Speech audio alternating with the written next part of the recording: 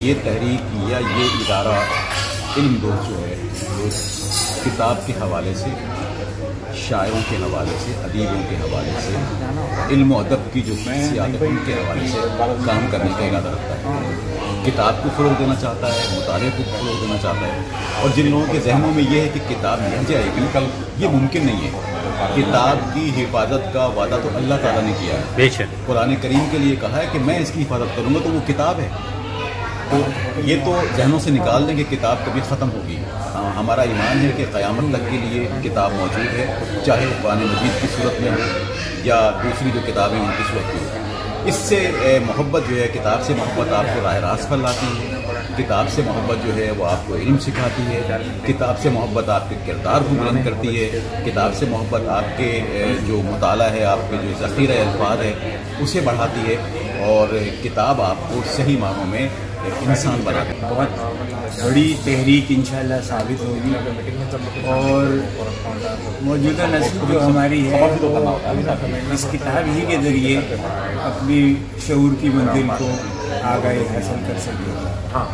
ہم لوگوں نے جو اس مقام تک پہنچے ہیں اور جو کچھ بھی ہیں وہ صرف کتاب کی بدولت ہے، اور کتاب ہی سے انشاءاللہ ہم آگے بڑھیں گے۔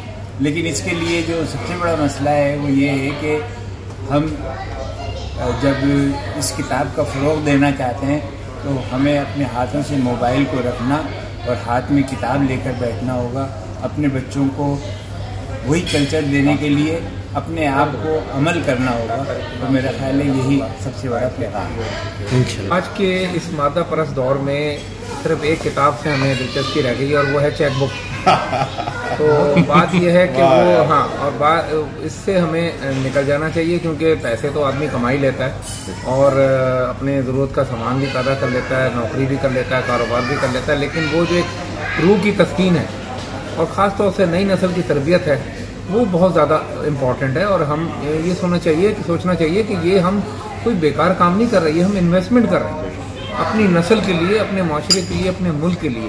تو بہتر ہے کہ ہم اس کو فوقیت دیں، ترجیح دیں، بچوں کو بجائے موبائل پر وقت ضائع کرنے کے، سوشل میڈیا پہ ٹائم لگانے کے، ہم کتاب کا جو ذوق ہے، کہ پڑھنے کا جو ذوق ہے وہ پیدا کریں اور اس کو آگے بڑھائیں۔ یقین کریں کہ یہ معاشرہ بہت جلد جیسے ہم چاہتے ہیں توقع کے مطابق ہو جائے گا اور ایک اچھا مثالی اور مہذب معاشرہ کہلائے۔ سیکھتے ہیں کتابوں سے زیادہ ہماری دلچسپی مختلف دیگر الیکٹرانک چیزوں کی طرف چلی گئی ہے۔